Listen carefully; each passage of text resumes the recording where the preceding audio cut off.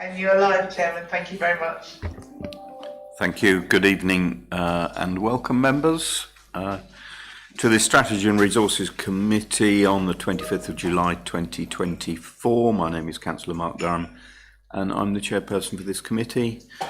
Members, we are streaming this meeting live as well as recording, and by being present in the meeting you're giving your consent to being recorded, and during each item please put your hand up to indicate if you wish to speak, and I'll then invite you at the appropriate time. Could I ask members to avoid approaching the top table, as this could create interference with the cameras and live stream. Please note that the YouTube live stream sound recording is dependent on the correct use of your microphone. Therefore, can I ask that when invited to speak, you remember to turn on your microphone and turn it off when finished. Please reference a page or paragraph number when referring to the agenda papers, and keep your contributions as clear and concise as possible. We do not have any fire alarm testing scheduled for today. If you hear the alarm, please exit using either of the two marked fire escape routes.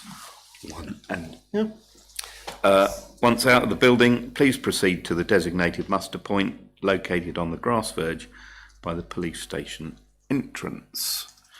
Item 2, apologies for absence.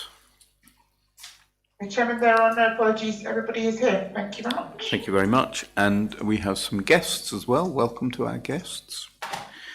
Item 3, minutes. It's recommended that the minutes of the meeting held on 13th of June, I think it says 11th on the front sheet, but it was the 13th of June, found on pages, that's all right, found on pages 5 to 36 are approved as a true and accurate record. I so move. Do I have a seconder? Thank you, Councillor Lagan. All in favour? Thank you very much indeed. Item 4, declarations of interest to disclose the existence and nature of any disclosable pecuniary interest, other registrable interests and non-registrable interests related to items of business on the agenda having regard to paragraph 9 and appendix B of the Code of Conduct for members. And you are also reminded that you must disclose any such interest as soon as you become aware, should the need arise through the meeting. Item 5, public participation. I can advise that we have not received any submissions from members of the public. I think that is still the case, Ms. Bird. Yes, Chairman, that is still the case, yes. Excellent. Okay, thank you very much. Item 6 is our first item on the agenda, which is the Treasury Management Outturn 23-24, to be found on pages 37 to 60, and that is Miss Lucas. Thank you, Chair. So the purpose of the report is to set out the Council's investment activity for the financial year 23-24, which is in accordance with SIPFA's Treasury Management Code and the Council's own Treasury Management Policy and Practices. The Treasury Management Strategy for the year 23-24 was presented to this committee on the 26th of January 2023 and was subsequently approved by Council in February of that year. The Council's capital strategy was also approved by the Council in February 2023. Just to give a couple of the headlines from the report. So during 23-24, the Council had on average £27.3 million invested. And as with any Treasury management, it was therefore exposed to possible financial risks, including the possible loss of invested funds and the changing interest rates. So the report sets out the activity that the Council undertook to manage that and the associated monitoring and control of those risks. Both the SIPFA Code and the Government Guidance require the Council to invest its funds prudently and to have due regard to security and liquidity of its investments before seeking any optimum rate of return. So the Council's objective when investing money is always to strike an appropriate balance between risk and return, and to manage any risk of incurring losses. At the start of the financial year, the Council budgeted for £750,000 of interest income. Due to the rising interest rates during the financial year, the actual investment income achieved was higher than this at £1.449 million. Just to confirm that the Council did not hold any external debt during 23-24, with the exception of a hire purchase agreement for the acquisition of 2 tractors, which was entered into in 2023. The borrowing position of the council will continue to be reviewed as part of the updated 24-25 strategy. At paragraph 3.9.1, we just confirmed that we've complied with our prudential indicators during the financial year, with the exception of some breaches on the council's current account limits, which are disclosed at table 2, alongside the reasons why the current account went over the council's internal limit at those points. We also provide a summary of the outlook for 24-25 from our Treasury Advisors Link group at paragraph 3.10. And finally, the detail of all of what I've set out here is provided at Appendix 1. So I'm happy to answer any questions that members may have. Thank you. Members, it's fairly straightforward, but good news on the whole. The recommendation is that this report is noted. If nobody's got any questions, I so move. Have we got a seconder? Thank you very much. Everybody happy? Thank you very much indeed. Item 7, supplementary estimates, virements, procurement exemptions and use of reserves. 1st of January to 31st of March of this year, to be found pages 61 to 64, and that's Ms Lucas again. Thank you, Chair. So the purpose of this report is a quarterly update on any virements and supplementary estimates that have been agreed under delegated powers during the quarter in question, where they are below the levels requiring approval by the committee, and to seek approval if they are above the limits requiring approval by this committee. The virements are set out at paragraph 3.3. These were all under £50,000, and so just for noting, there was no supplementary estimates during this quarter. In addition, the report informs the committee of any procurement exemptions that were granted during the period. There were 4 procurement exemptions, and those are set out at paragraph 3.5. And finally, to report on the use of the reserves during the period, and to note that there were 2 drawdowns from reserves, and those are detailed at paragraph 3.6. Again, happy to answer any questions members may have. Thank you. Thank you very much, members. We have 3 recommendations, but do we have anybody that wants to pose a question? Councillor Lagan, tentatively raising his hand. Well, I was reading as I was doing it, so okay. It's hard. It's on page 63, and it would fall in procurement exemption. It was for the £8,000 for the e-learning models. The comment there was no other supplier has the correct mix of content. Can you extrapolate on that, please?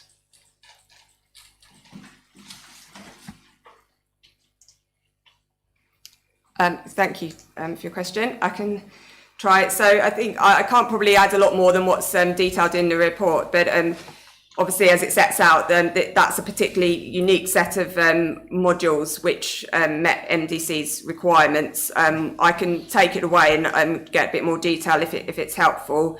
But yeah, I think for whatever reason, the health and safety manager felt there wasn't another appropriate supplier in that instance, which is why it was awarded the exemption in that instance. No, don't go and do loads of work on it. It's what's done's done. But it was interesting to me that was the comment, that there was no other supplier. So I'm happy with that. Thank you. Councillor Fluker. Yeah, Chairman, just to stay in upon our part, page 63, the procurement exemption number 3. I mean, I was quite surprised to read this because, if I remember rightly, we agreed perhaps maybe 2 years ago to spend the Section 106 funding to replace the galleon. And even though we'd done that, we hadn't even pursued a planning application. So, Chairman, I'm not a question for the finance officer, but it just seems very odd that this project's going to be delayed yet again when we've known about it for 2 years, and now we're entering the planning process. I mean, to me, it doesn't. I mean, perhaps I'll give way. I don't think it's fair because it's a bit of a. Yeah, I appreciate that. I mean, it's, this project's been there for a long, certainly long time, has, yeah. And we were told, Chairman, and I'm sure you'll remember, that it had to be done quickly because it wasn't safe. Now, I'm sure it is safe and it's been made safe, but there's clearly something wrong about the management process of this project. But as I said, it's not perhaps for this committee. Thank you. I don't know, Ms Lucas, put you on the spot there, but That's right. So I believe there was additional planning issues due to the height of the new galleon that was proposed to be put in place. So additional planning was needed, planning approval was needed, and therefore that involved getting some additional consultancy and advice. I believe, and I might defer to my colleague Screen, but that the planning approval has now granted, so that work, as we've previously reported to this committee, is planned to happen in autumn of this year. Thanks. okay, thank you very much. Can't see any other hands, so we have 3 recommendations on page 61. Little 1, you note the Virements, Procurement exemptions as little 2, and the reserve drawdowns as little 3. I so propose. Is there a seconder? Thank you. All in favour? Thank you very much indeed. Item 8. Item 8 is the HR policy update. And it's Mr. Quelch. Good evening, Mr. Quelch. Evening. Thank you, Chair. Yeah, there are 2 recommendations here. Well, one is actually a resolution of this committee in relation to updating the relocation expenses policy, which, as you can see from the report, was reviewed last time in 2014, so 10 years old. And the second one is a recommendation to council that goes well beyond the relocation expenses policy to give to the head of paid service, but in consultation with the chair of this committee, the power under delegated powers to approve statutory and procedural updates to human resources policies and procedures. That's because there are quite a significant amount of changes that statute makes. And so to keep coming back to this committee for each policy, when it is only statutory and procedural updates, not anything of a change of direction in policy, and providing, obviously, it will be with the consultation of the chair of strategy and resources, so there will be a member involvement. That's what we as officers are asking you to recommend to council to make things easier. Thank you. In a nutshell. Councillor Stamp and Councillor. Yeah, thank you. Whilst I understand what Mr. Quelch is saying, can it be amended or something put in place that a report, maybe every 6 months, comes to council of any to this committee of any changes that any of the delegated powers and uses have been used by? Because I think it would be really beneficial to us all to know what's going on. I wasn't even aware of this relocation policy, and I'd love to know how much, how this council or whoever agreed that it was £8,000, the 25 miles, etc., etc. I'm not saying I agree or disagree with it, but it would have been nice to know before we got the papers here, because if you look around locally, what other councils do, can I ask any members, were they aware of this policy? Well, you, because you was around, I suppose, yeah. Yeah. So, yeah, I understand that. But what I'm trying to say, Chair, is that I do think it's important that this committee is kept informed of anything like this. And where did we get the 25 miles from? Well, who set that mileage? Do you know what I mean? Well, I just would like to know. I'm not saying I don't agree with it. I think the point is that Mr. Quelch has made is that there are frequent changes of legislation, and particularly from HMRC, who like to do it every week, that we can't keep bringing back to here. But I don't see any reason why we can't have a quarterly report on any changes. I think that might be a good suggestion. I don't know. Annual might be sufficient. I think quarterly is very frequent for what's probably. Oh, okay. Well, I mean, okay. Apologies. Sorry. With your permission, Chair. I can understand members want to see what updates have been made. I would suggest half yearly, or even quarterly is too frequent. I would say annually would be sufficient if the members are happy to go with that. I just think it creates additional business for this committee and additional report writing, which isn't going to add a lot of value to either officers or members. I understand you want an update, and that's fair, but I feel that annual would be sufficient personally. I think given that they are statutory and legislative changes that we can't. Oh, sorry. Statutory and legislative changes that we can't. There's no point debating because we have no choice on them. I would have said. I'm half yearly. I'm coming down to, but as I said, these are things that we can't challenge or change. Can I come back, please? Yeah, I totally understand that. My point about the mileage has got nothing to do. It's not statutory. Your mileage is what this council decides. Because if you look around at the Colchester policy, you look at Southend, you look at tendering, everybody has a different relocation policy. So my second point of, maybe obviously didn't get it clear, was one about the statutory, yes, it needs to come back to this committee. The second point is who agreed the 25 mile, on what basis did we say we would pay relocation fees at £8,000 within the policy? That's all I'm interested in, who actually decided and Can why. I help, Chair? I mean, if you go to Appendix 1, what you'll see is the amendments that HR have made to the policy. So, although I can't answer your question back in 2006, because this policy was drafted in 2006, reviewed in 2014, and what you'll see is that certainly probably back in 2006, members decided that 25 miles was the right figure, because this would have been a resolution of council. So 18 years ago, members made that decision. Now, HR, the person that wrote the report, Mrs. Norrington, obviously has looked at that and doesn't see any reason to depart from that decision made by members 18 years ago. She sees no criteria that would make her conclude she needs to come back and make an amendment. So all the amendments are those in red and blue. So this isn't something new that Mrs. Norrington has thought up. It was something back in 2006 that members agreed to. And none of whom are here.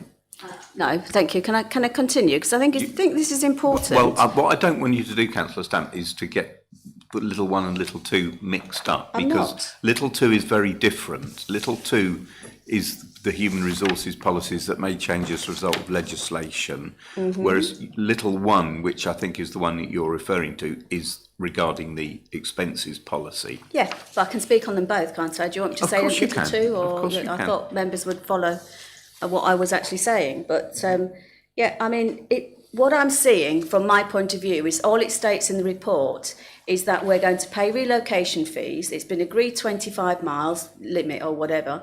And all we're asking if we relocate somebody to come and work for this council, all we're asking them to do is have 2 days in the office. And to me, I think I'd love to be able to relocate and somebody pay me £8,000 and then you have to go into work 2 days. All I'm saying is, has it been scrutinised? Has it gone through the correct process, Chairman? I think it's a reasonable question from a member to be able to say, I think that's a very good package and a very good deal. If you've got evidence to say, Councillor Stamp, you're being really mean, then that's absolutely fine. I will turn around and say, yes, maybe I'm Well, I being think you're mean. looking to amend a policy that's been previously agreed, but Councillor Look, that's Fleeter was fine. coming first. Thank you, Councillor Fleeter. With all due respect, I have my hand up, Oh, I'm sorry, I didn't. Yep, but I'll give way to Councillor. I had got you, are teased, Councillor Chairman, Lagan. You are teased. Look, 16 years ago, long time, lots happened since then. I mean, just as a point of clarity, and I think Councillor Stamp touched on this. So somebody relocates to be closer to the council offices and receives £8,000 and then works from home. So, I mean, one wonders whether or not this should be looked at in a broader picture. You know, we know, and it, you know, I won't speak specifically to certain employees, but it is publicly known that some of our employees, staff members, are working a long, long way away. In fact, there was a well-documented one in Spain, and I'm sure they wouldn't relocate for £8,000. But I'm not sure whether or not this needs to be, this needs to be modernised in some way. To me, 25 miles seems completely unreasonable. I'm going to, Mr. Quelch and then Ms. Lucas. Yeah, I mean, that's exactly what's happened here. I mean, I take the point that Councillor Fluker has made, but that is exactly, the modernisation of this policy is exactly why it's come to this committee today. And if you look at Appendix 1, it actually takes account of the remote working idea. And that's why it says, to qualify for this policy, you've got to be in attendance at the office for at least 40% of your working week, 2 days. So at least. So those who work less than that would not qualify, whether even if they're in tiers 1, 2 and 3. So, I mean, you can change that. Of course you can. But obviously Mrs. Norrington isn't here today. And whether she's gone around and done a trawl of all the other policies of all the other local authorities, that I don't know.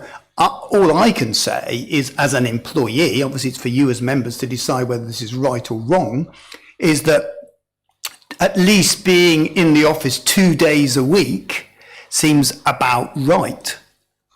But if members think otherwise, think it should be more, think it should be less, then you're obviously at liberty to propose an amendment. Ms. Lucas first. Yeah, sorry, I probably haven't really got anything to. I was going to point to the same page that Simon spoke to on Appendix 1, but just to clarify, this only applies to tiers 1, 2 and 3 roles in the organisation. And as he said, the attendance, it has to be for at least 40% of the working week. So that's the only criteria in which a relocation allowance would be applicable in any circumstances. Right, you can come back now, Councillor Fleet. Just for clarity, I wondered if you agreed with me that tiers 1, 2, 3 and 4 should all be in the offices 40% of their working week.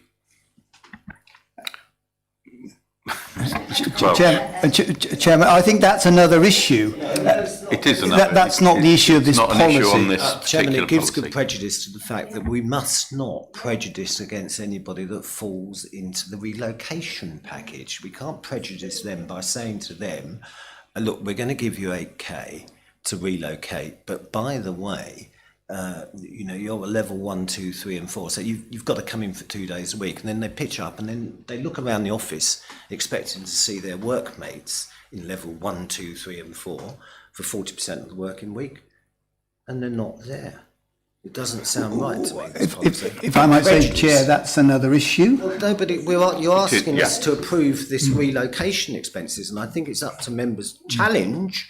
And whether it's another issue or not, it's definitely a challenge. And I think this is terribly unfair to anybody, perhaps, who does relocate. Right, I think you made your point, Councillor Flicker. Councillor Lagan. You're going to love me, Chair, sorry, Mr. Quelch. I'm not against the relocation payment. Okay, I'll say that once and for all. It's a very common thing to do to attract the best talent. However, on my personal view, I feel currently in the format that we have in front of us, this needs to be deferred, because the points that Councillor Fluker, Councillor Stamp and myself have looked, and we haven't spoken about this, interestingly enough, I've circled 3.1.7.5 on page 66 about the relocation packages of the tiers 1, 2 and 3. In the office at 40% of their working week, council's never resolved that. And I've gone back and checked that. Council's never resolved that should be the case. And it needs to be debated and considered with the upcoming changes to council structure, as if that's the best way for us to operate. It may be. We may want 3 days a week. And I'd also like to see data to show where those current 1, 2, 3s have fulfilled that requirement of being in the office. So I think that's a strong enough point to say, well, hang on a second, we just need to breathe in here before Mr. Crouch comes flying back at me, which I know he will. Also, with the head of paid service possibly changing roles, I think, again, a little bit too early here. We just need to wait for that to happen and then bring this paper back with the clarity that members have asked for, so that we can actually have everything clean within the report, within the policy, We know exactly what we're doing, but at the moment I can't support that part.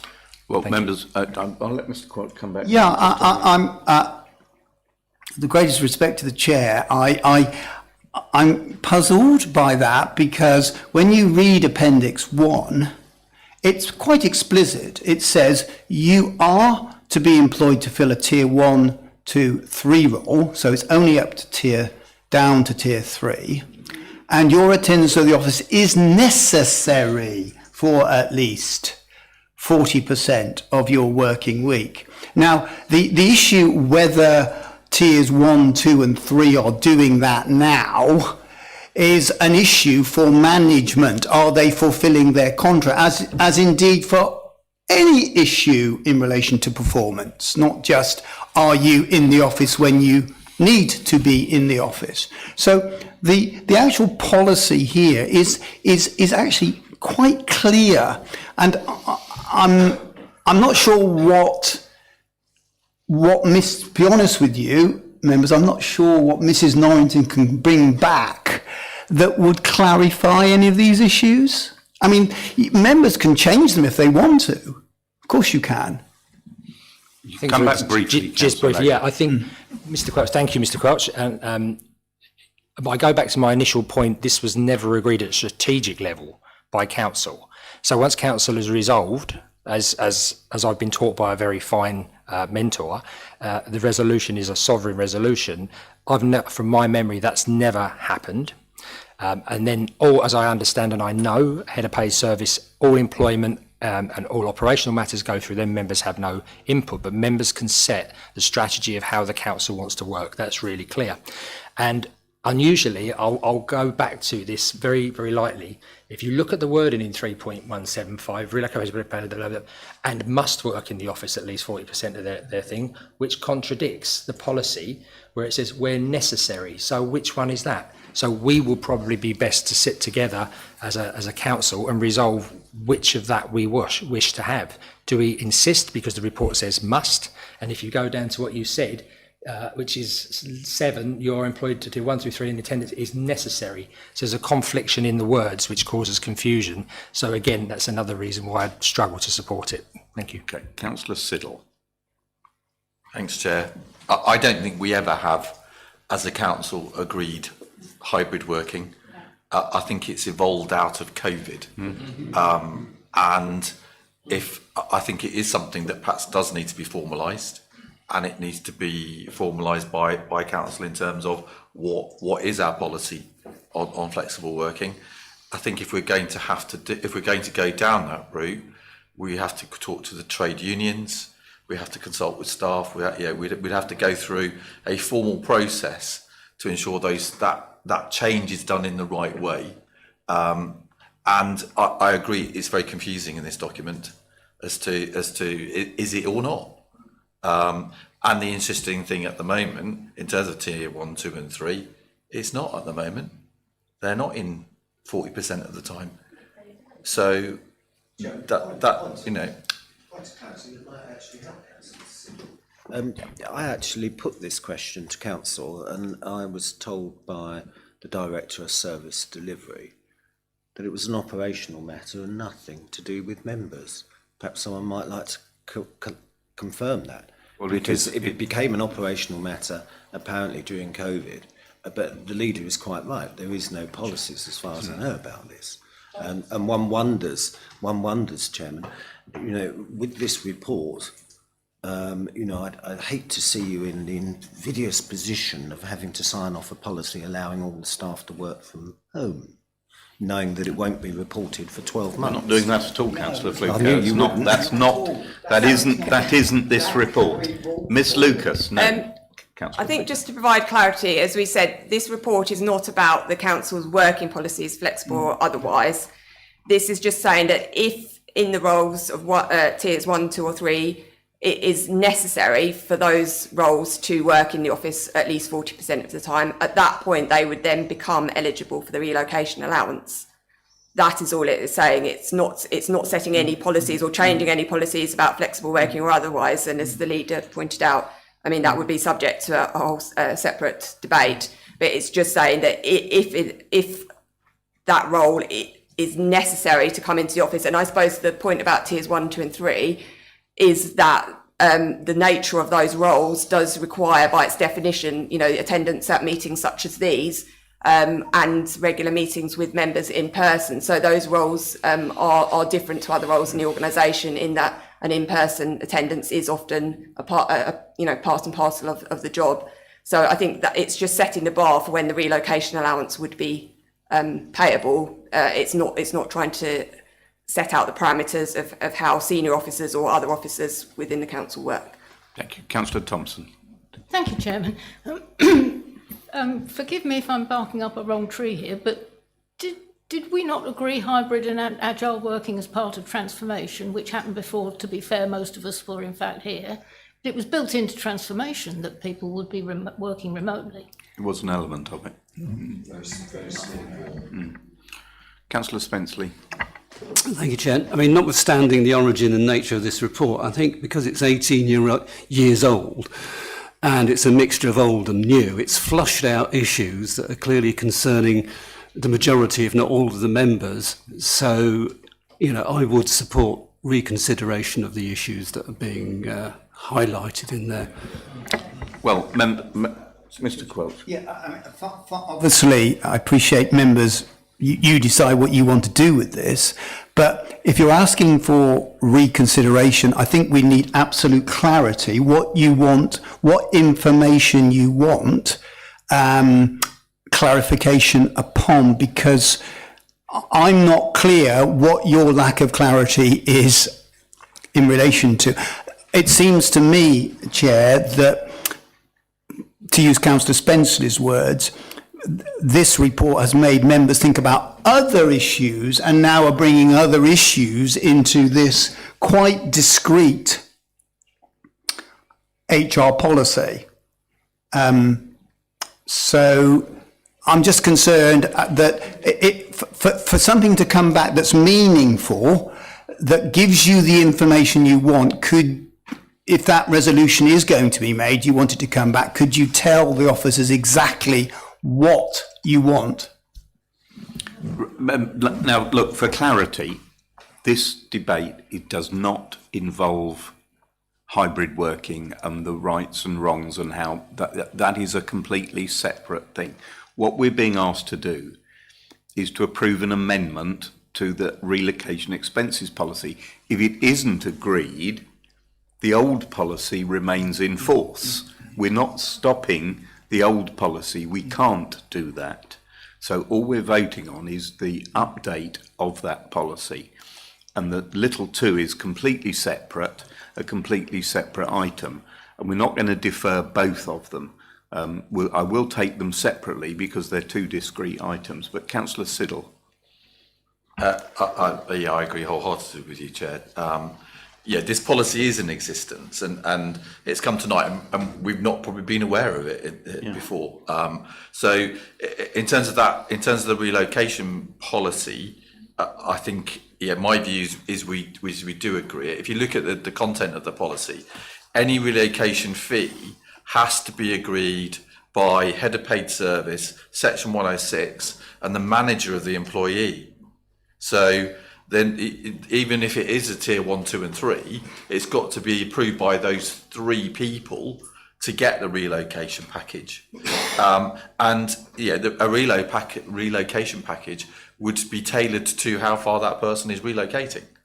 So it would be up to those 3 individuals to make that decision as to whether someone was eligible. I think separately, and it is a separate issue, we do as a council need to look at how and the way that the officers of the council work and to formalise that a little bit more, because it's never been formalised. Whether that's in consultation with the head of paid service, and I know it is an officer and the way that the council works, but I think it's been a concern of members for a very long time, and this has brought it out.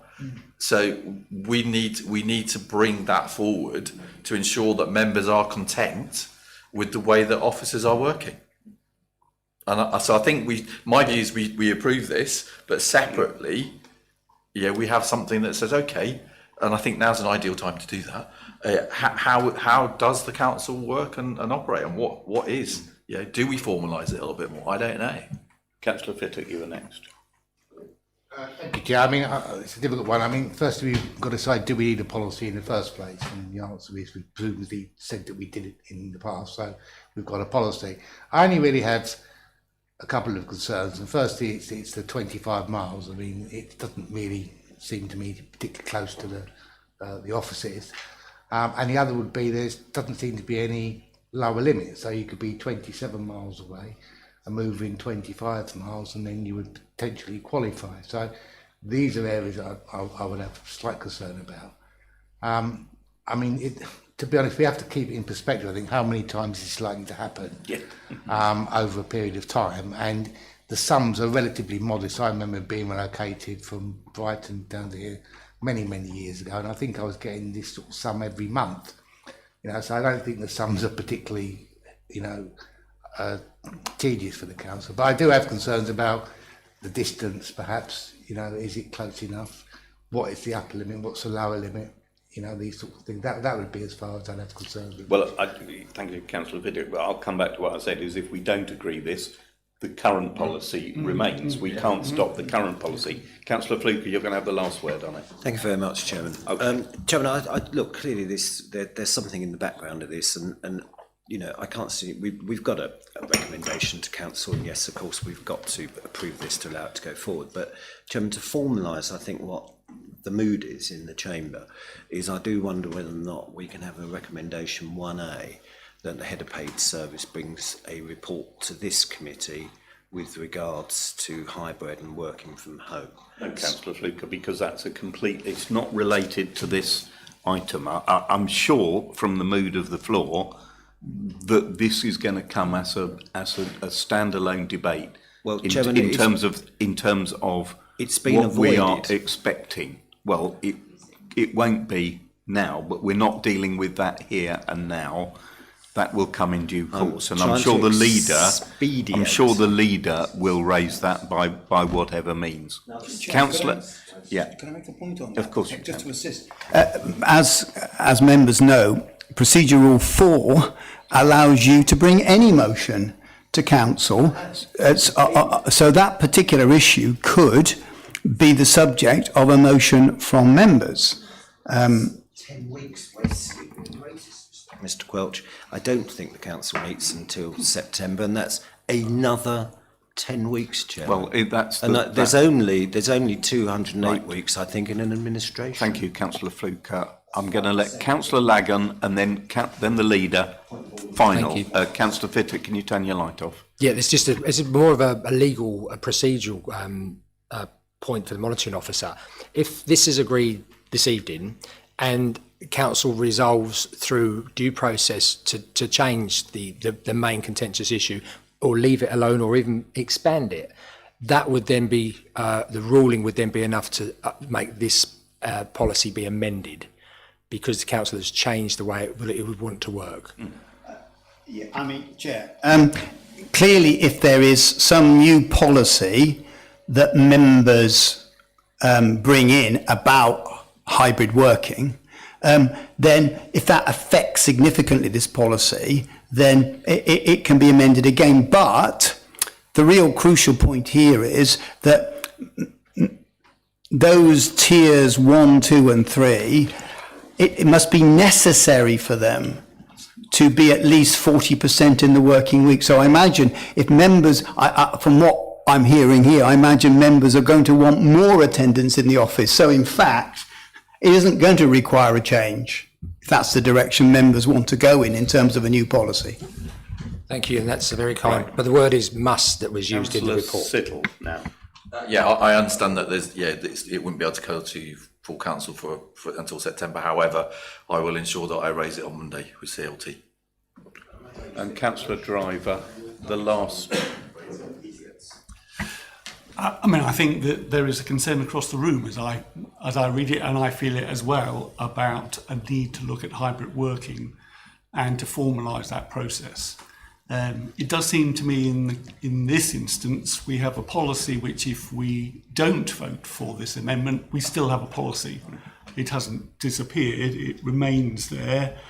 This is an amendment to what's there, but I would suggest we vote for this, because if we don't vote for this, we will have a policy anyway, That's 18 years old. which is 18 years old, but recognising, and the leaders made the point that he would go to CLT with a recommendation that this is looked at, and I am happy to leave that I'm to going the to, leader. thank you, Councillor Driver. So I'm going to take both recommendations separately, because the second one is to council. So little one is that the relocation expenses policy amendments be approved. As I said, if we don't approve it, we still have the policy, which is 18 years out of date. I so propose. Is there a seconder for that? I've got Councillor Thompson was first. Those in agreement show. Against? Okay, that is carried. Little 2 is a recommendation to council that should there be any legislative or statutory changes to HR law, that in conjunction with the Chairperson of Strategy and Resources and the Head of Paid Service, they can enact those changes. Chairman, we should have an amendment there, shouldn't we? Because we agreed that it would come back to council either 6 monthly or annually. It will come back 6 months. My proposal is that it comes back 6 monthly to this committee. Agreed. Is that all right? Did you get that, Ms. Bird? Yes, Chairman, to report back 6 monthly. I've got that. Thank So you. that is the little 2 with the amendment of coming back to council twice yearly. All agreed?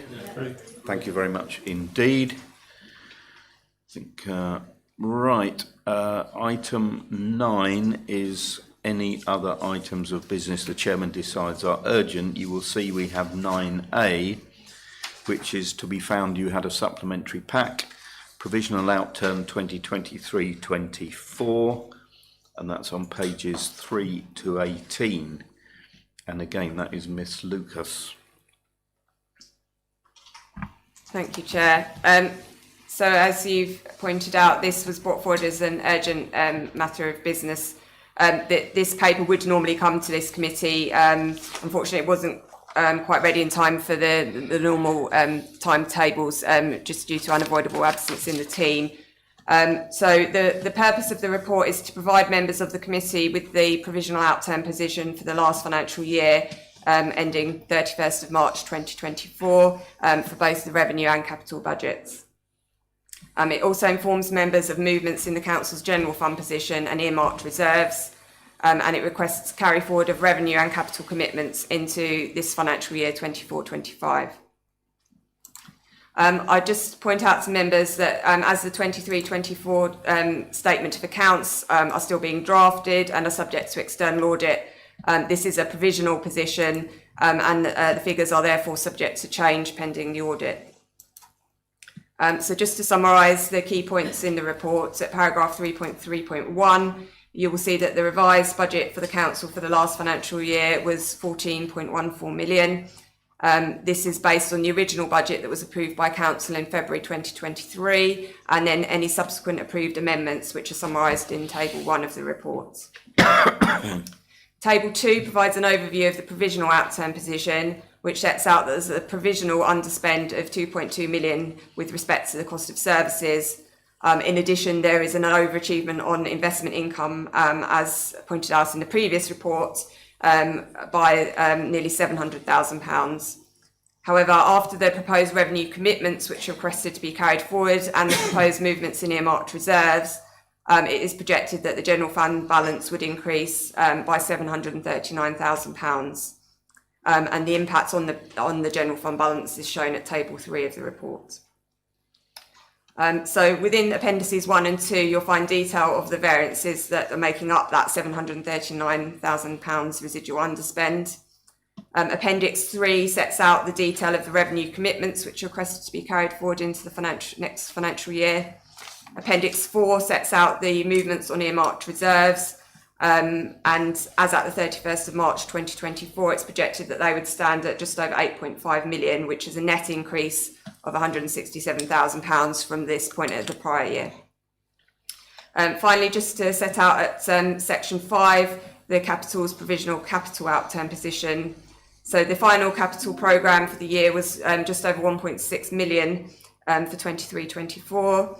And during the year, £939,000 was spent, leaving a net slippage of just over £700,000.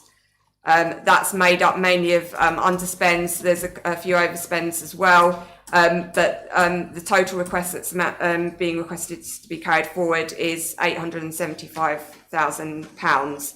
And just to point out that obviously if the capital and the revenue commitments are not approved to be carried forward, that will have an operational impact in terms of the council's ability to deliver the projects and the commitments that it's already planning to do. So the capital outturn is shown in more detail at Appendix 5 alongside the reasons for any slippage. So I think that's probably all I'll say, and if anyone's got any questions, I'll try my best to answer. I'm sure there will be. The only point I will make is echoing what Ms Lucas has just said with the carry forwards. All of the carry forward projects have been agreed previously by council. So if we don't agree any of those particular carry forwards, it will jeopardise those projects that have already been agreed by us. Councillor Fluker, you are first. A random question indeed. Chairman, I wonder if the Finance Officer can account for the variance on public conveniences. It is relevant. I'm sure it is, Councillor. I daren't move this. Page 7, public conveniences, which you'll find under service delivery. Near the bottom. I did once ask for these to go in alphabetical order. It's about 4 up from the bottom. The variance, sorry, I beg your pardon. So I think there's a true underlying underspend, a slight underspend on that. I think there was also a late invoice or commitment that came through that wasn't paid in time for the financial year. So that one is just purely a timing issue. Yeah, so I think it's a combination of both of those. So this is about 22% of the budget, so I think that's slightly larger than small areas. But I think it's unfair perhaps to answer the question on the spot. Perhaps you can come up to give me a breakdown by email later. Sure she will. Any other members? I mean, on the face of it, it's good result. Councillor Fittock, you are next. Just a general question. On page 9, we're showing main overspends and we're showing main underspends. I guess my concern would be, and this is perhaps for another day, without the investment interest variance, the overspend would put us in significant problems because it's much higher than the budget would be. So I guess what I'm concerned about now is that if we've got overspend last year, based upon forecasts on various things such as utilities and vacancy factor, those are also likely to affect this year's budget, are they not? Yeah.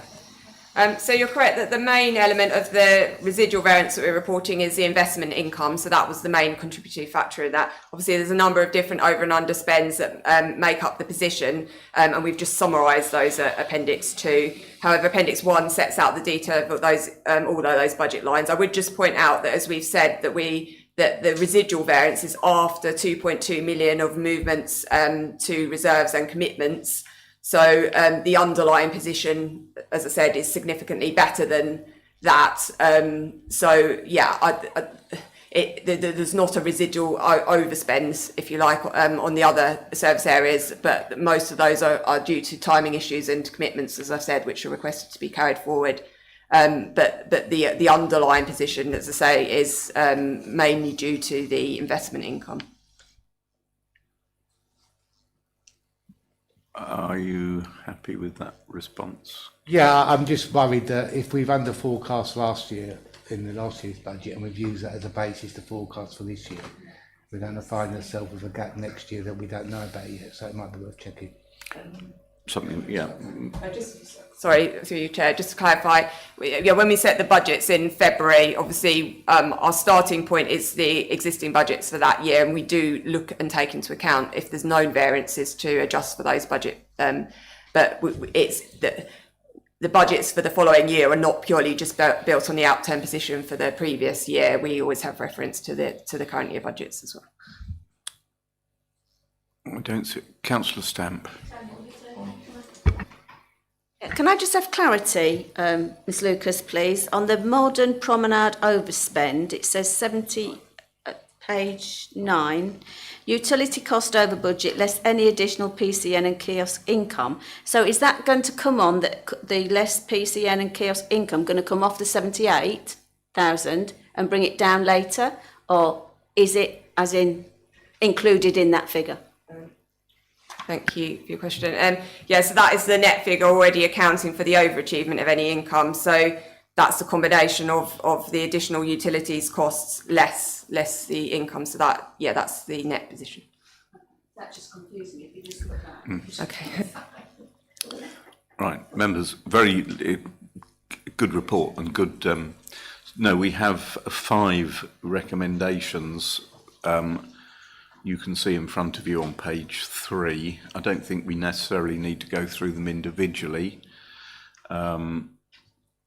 So they are to be noted with the exception of little 3 and little 4, which need, and 5, which need your agreement. So can I take that as Agreed. Thank you very much indeed. Thank you, members. Right, now we come to the exclusion of public and press.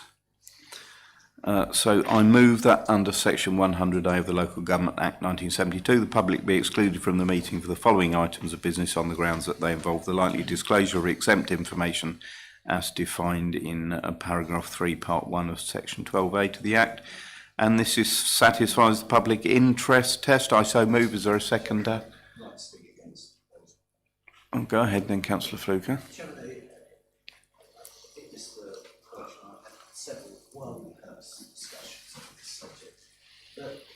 My feeling is, Chairperson, is that the public interest test far outweighs concealing this information. I mean, there's a huge debt here to be written off. Some of this information is already in the public domain by virtue of the fact. Your microphone's not on, Councillor Fluker. So there's a huge debt here to be written off. And some of this information is in the public domain anyway by virtue of the fact it mentions bankruptcy proceedings. But there's also, Chairman, in the background of all of this, is why we've allowed this to get to this situation. And I appreciate we'll debate that later if my motion falls. But just by virtue of the fact that it includes financial information, that isn't always sufficient to satisfy Section 12A of the Act. That's an opinion. I'll let Mr. Quelch comment on that. I don't have great intimacy with this report, but I've just been scrolling down it as Councillor Fluke has been speaking, and I have to be careful because we're still in open session. No, I get it. But there is some quite sensitive personal data. If you looked, without please members mentioning any names here, if you looked at 3.6.1, page 80, that goes to somebody's financial position that they should require that benefit, and also what they haven't, what they've been overpaid. I think that's quite, if that goes into the public domain, that person could easily go to the ICO and says, this is very intimate details about my financial position that has now been disclosed in public to the whole world. Right, so there is a proposal. Do I have a second? Well, You've had an answer, Councillor Fluke. Well, no, but you should be given the opportunity to come back, particularly about this, because I think what you say, Mr. Quelch, opens the door to abuse of this system. In other words, if you do what these debtors have done, you won't be named and shamed, and you won't have to pay.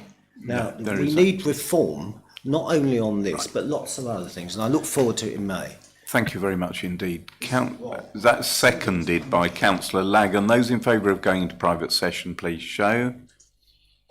Thank you very much. That is carried. Can you let us know when the feed is off, please?